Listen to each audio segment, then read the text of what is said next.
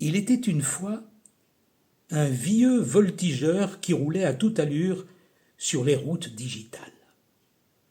Motard de recherche grisé par la vitesse, ivre de clics qui prenaient les jeux de réseau pour du jus de raisin. Ancien routard devenu routeur, il allait associant Internet aux canettes sur les autoroutes de l'information. Il surfait en solitaire, sur les sites sans bande passante, orphelin sans carte mère, incapable d'appairer, rivé à l'écran d'une famille désespérément virtuelle. Dans un déferlement d'informations et d'images, il sirotait l'alcool des émoticônes au cybercafé d'un temps chronophage. Il aurait dû grossir. Mais non, il maigrissait de façon inquiétante. Une barre d'outils persistante au front, sa mémoire cachée ne lui fournissant que des accès à sa fièvre optique. Fibre au vent, mais sans une seule mèche rebelle. Et ces douleurs n'étaient pas que des maux de passe, mais des souffrances définitives et virales. Bref, il en avait ras le blog. Des mâles alphanumériques bidouillant en arrière-plan, pour le compte de la matrice, leur algèbre linéaire garnie de lignes et de colonnes. Alors, un jour d'urgence, son processeur d'onologie, devenu son ami, pour tout dire en somme liée,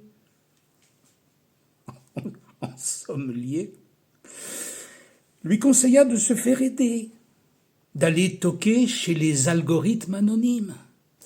Ce qu'il fit. La fenêtre s'ouvrit sur l'ordonnateur. Il fit oui. La magie du oui fit qu'il entra sans fil dans l'assemblée des résilients. AA contre IA. Algorithme anonyme versus imitatrice assoiffée. Énormité paradoxale, les data centers pompaient des kilomètres cubes d'eau pour se refroidir, mais l'internaute trinquait avalant une gnôle frelatée sous une emprise de haute toxicité.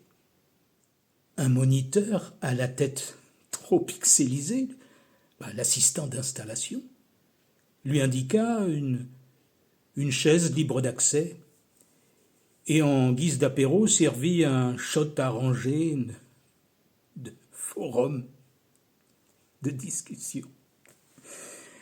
On voyait que le voltigeur naviguait à vue. À force d'absorber de l'intelligence en kit, il était devenu artificiel. Suant la conformité borgne de ses croyances, poussé à même une planche de surf. Big Data et ses robots le pilonnaient de mégadonnées de plusieurs dizaines de zétaoctets, gueulant fièrement « Prends ça de ta gueule !» Alors lui avait tout gobé, tel un ogre de chair manipulée, automatiquement mise à jour par des programmes malveillants, se foutant de l'âme comme de leur première connexion. Il avait cru tout ce que lui disait Internet. Les voix de synthèse, les images de Saint-Émilion qui dansent en 3D, les sauvignonnes, les clairettes d'ordi. Et les musiques synthétiques, pas saintes, bourrées de tics. Croyez-moi, ce qu'il avait bu n'était pas du petit lait. Il avait confondu la face et l'interface, allant en combinaison orange et avec des monotes, présumant qu'il portait un kilt main libre. Il pensait son logiciel logis au ciel, son avatar aviateur, pas cheval de Troie. La légendaire mythologie grecque savait ce qu'était un étalon d'Achille. Pas lui. « Je vous présente Logging, dit le moniteur. « Bonjour, Logging, répondit le chœur des algorithmes anonymes qui accueillaient les compulsifs déboussolés avec simplicité et sans jamais les juger. On commence par Bug aujourd'hui. Comment ça va pour toi depuis l'autre jour ? Bug, qu'avait gardé de son addiction un haut débit matiné de hockey, répondit que ses barrettes de mémoire étaient plus mortes que vives, qu'il arrivait à bugger de plus en plus longtemps et serait bientôt totalement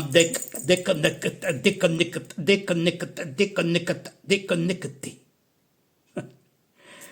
Ses fonctions enfin inopérantes, il serait indépendant et souverain.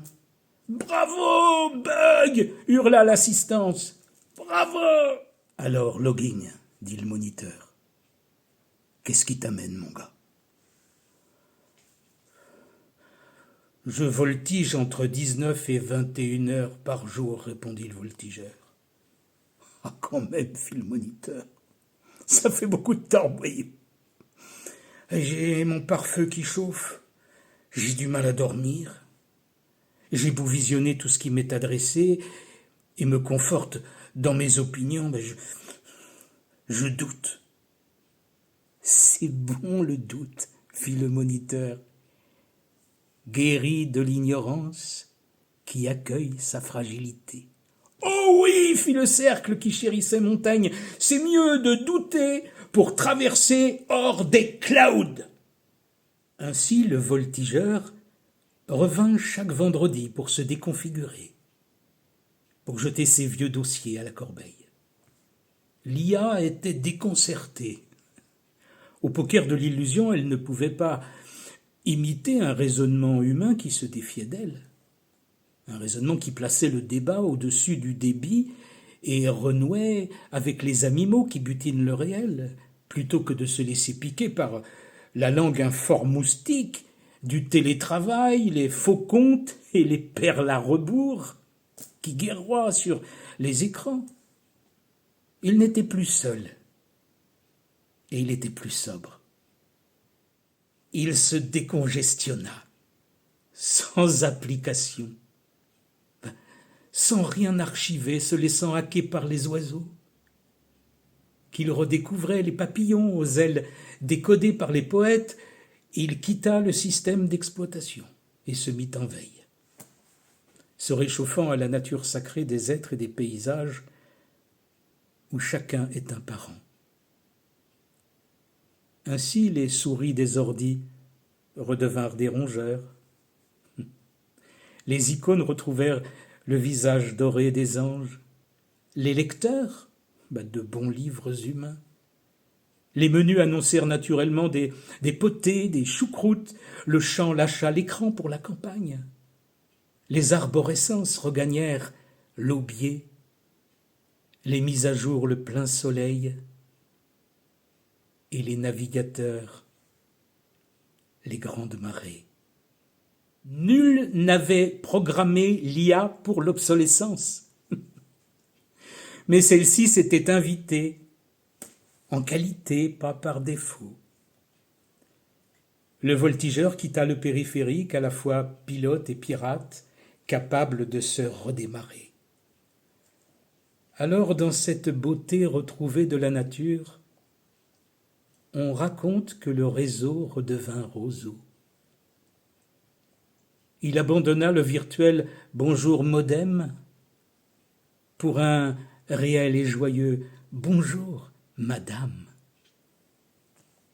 Alors, dit la légende, la fée Clochette des cookies, le voyant penser « je suis à ma place », retourna à sa place en plasma. Je suis le boomerang du verbe. Attrapez-moi, et vous aurez assommé la peur.